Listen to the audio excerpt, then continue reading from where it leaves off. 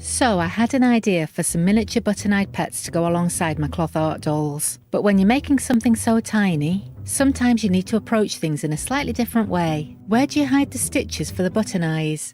And what about whiskers? And how are they going to stand without support? If you just found me, my name's Jo. I'm a full-time doll artist based on a narrowboat in Wales. It's a bit windy today, so apologies if you can hear the boat creaking a bit. I started the design process in my usual way, just playing around with lines and curves on a piece of cardboard until I had templates for a few different body shapes to try out. I wanted them to be pocket-sized and quite simple, but I also wanted them to be freestanding like a miniature soft sculpture. With a little bit of experimentation, I made a cat and a dog, and they turned out pretty cute. I wanted to make more, but they needed a name. It occurred to me that they looked a little bit potato-like, so I thought, why not run with a potato theme, and I called them Potato Pets. I put the first 2 potato pets up on my website and shared them around on social media, and people seem to like them, so today I'm going to make another one and show you how it's all put together. The first cat I made sold quite quickly, so I thought I'd make another one, but I've changed the body shape a bit and made it asymmetrical, so she'll kind of be facing sideways. The body and head are just one piece. The bottom will be fairly flat, but I'll add something later on to help her stand up without falling over. I'm using some tan coloured quilting cotton for the body and ears, but I might add some markings in acrylics for a bit of contrast. I'm stuffing the body with polyester fibre. Even though she's going to be tiny, I'm still spending plenty of time getting the stuffing nice and firm and even. I don't want her to be squishy at all. The stuffing needs to be packed in quite tightly for the finished doll to keep its shape and stand unsupported. I don't want to add too much detail to the body. She doesn't need to be realistic, but I've decided to paint on a couple of patches in black and white acrylics. I've added a bit of fabric medium to the paint so it sits better on the fabric.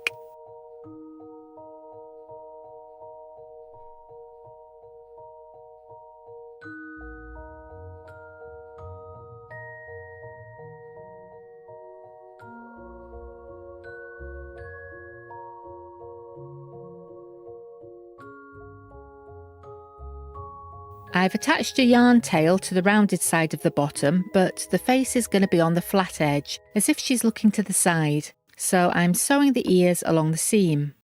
These are tiny and a bit fiddly, but I want to make sure they're attached securely, so I'm ladder stitching all the way around.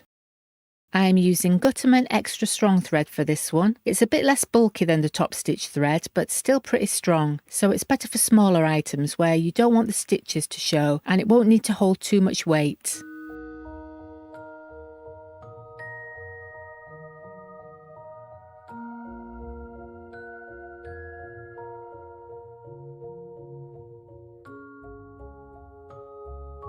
When I made the first couple of potato pets, I had trouble getting them to stand up without support. So I came up with the idea of adding a couple of beads as feet or paws to give the base a bit more stability. I pinned the beads in place first to get the position right and make sure she stands up. Now I'm just stitching them to the base of the body. Again, I'm using Gutterman extra strong thread. Links to the threads and some of the other materials I use will be in the description.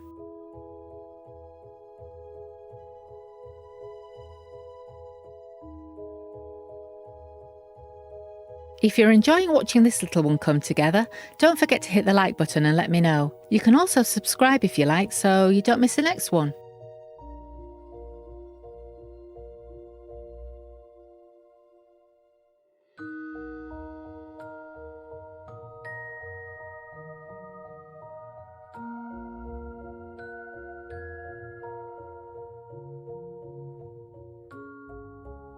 I'm going to give her some little button eyes, so I'm adding some shading with ChromaFlow pencils first to give them a bit of depth.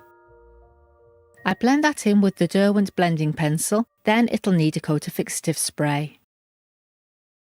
I like to stitch the buttons right through to the back so they sit flat against the face. Usually when I'm making button-eyed dolls, the stitches and knots are all hidden under the hair on the back of the head. This one isn't going to have hair though, so hiding the stitches is a little bit more tricky. She's going to have a collar, so I've used a pin to mark out where that will sit on the neck. That's where I'll anchor the buttons and the whiskers. I just need to make sure the stitches are tiny so they'll be completely covered.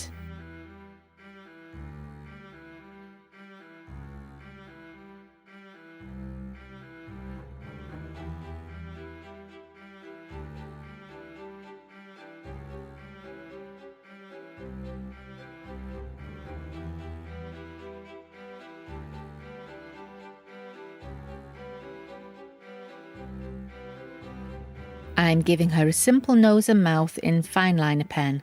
My eyes aren't as sharp as they used to be, so I use a magnifying lamp for the fine details.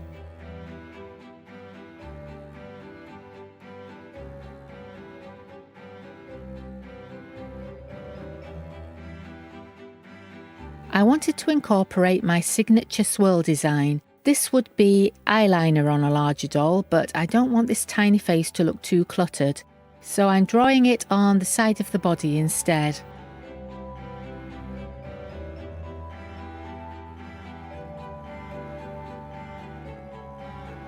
For the whiskers, I'm using some waxed linen thread as it has a nice stiffness to it.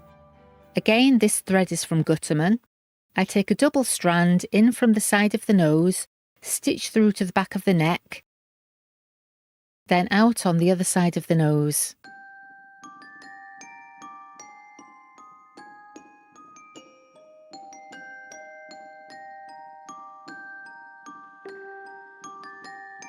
I make sure they're symmetrical, then trim them to size.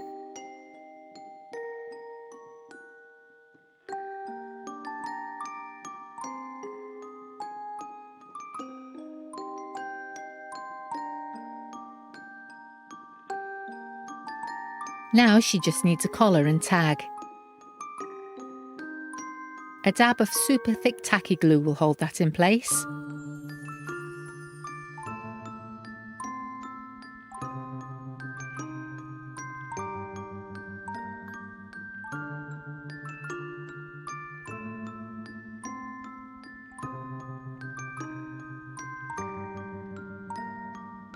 Even my smallest art dolls are one of a kind, so I sign and number each one so they can easily be matched to their certificate of authenticity. I've named this little one Marbles. Let me know in the comments what other animals you'd like to see in potato form. If you're thinking of having a go at making dolls or miniatures yourself, my first podcast episode is filled with loads of information and tips to help you get started. You can watch the video version of that here, and I'll see you next time. Bye!